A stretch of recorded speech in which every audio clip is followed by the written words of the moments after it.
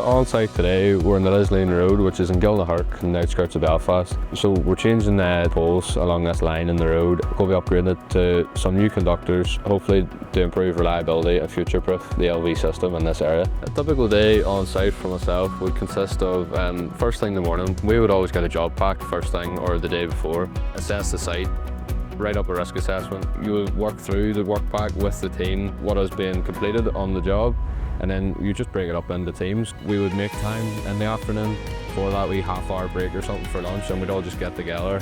There's nothing better than a bit of camaraderie on site. Personally, for me, the best bit about this apprenticeship has probably been the training side of it. On today's job, changing poles, I'm going to be that person climbing the pole. I'm going to be up there restringing the conductors. I'm out with two people who are currently multi-skilled, and they would carry out a lot of jointing, so I would have a lot of variety in my day-to-day work.